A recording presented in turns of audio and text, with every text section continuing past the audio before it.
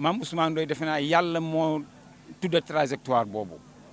ku ma xam ne kenn xaw ma ci politique kenn mosuma xam ci lu fës mais nag dama yàgg si def social ak développement ndax man dama daan toog di introduire sama bopp ne waa bés suma doom bu ma laajee papa lan nga def pour Sénégal lu ma koy tontu ci laa commencé lu ma man d'autant plus que sunu borom dafa wax ne jaamu leen ma si sama jaam yi yowmal xiyaam kenn du réccu dara loo ci ginnaaw lu dul alal joofa bàyyi te dimbali woo ci doomu aadama yi donc bañ ko teelee xam nag yàlla dimbali ñu nag ñu tuddee Ousmane Ndoye te ñëpp xam nañ ne Ousmane na mu meloon ci jamonoy rasulullah sallallahu alayhi wa sallam mën a joxe tabe donc yàlla nag may ñu ma tabe lool ci kantanam boobu nag moo tax lu ñu am partagé ko ak nit ñi ah nit ñooñu nag ñoo toog ce n'est pas Mame Ousmane Ndoye qui s'est levé un jour pour dire que ne dama bëgg a doon candidat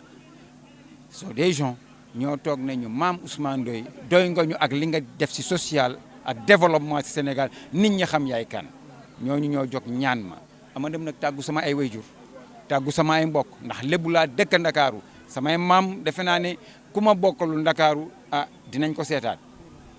ba ko samay wayjur nangoo samay kilifa nangu ko ma ànd ci ak ñoom ña ma ko nangul nag nangu ko ñoo dem def lépp muy parrainage muy nangam dañuy toog sax defe ne tey yàlla def ñu boole ay jinne nit ñi ñooy doomu aadama yi ñooy xëy jóge fu ne du ñu andil ay parrainage wallahi azim te ku ci ñëw ñu laaj la mbaa def joxuloo ko ne déedéet parce que lii nga def ñaanuñu yàlla doublon di am suba ñu ne ci ñun la jógee donc ñooñu ko def yëpp maa ngi leen di sant di leen gërëm ba fi may wax ak yow Mame Ousmane Ndoye jógagul dugg ci biir population yi pour uti parrainage mais population yi ñoo bëgg Mame Ousmane Ndoye gëm ko dem utali ko parrainage ba yàlla def na numéro 9 bi ñëpp di coow Mame Ousmane Ndoye la ko yàlla jox donc loolu équipe bi ma àndal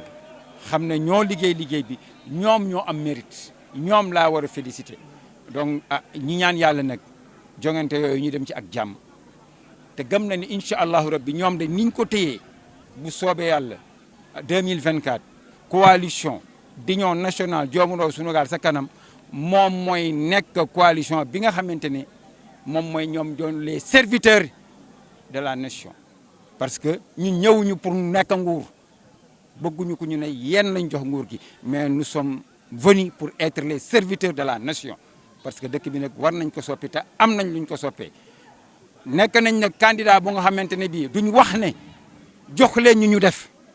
mais dañ commencé jëf mais bés bi jotagul pour ñu wane li ñu nekk di jëf donc bu dee ay partenaire pour développement bu dee ay partenaire dans le domaine de financement alhamdulilah macha allah donc am nañu chance su tabaxaat beneen Sénégal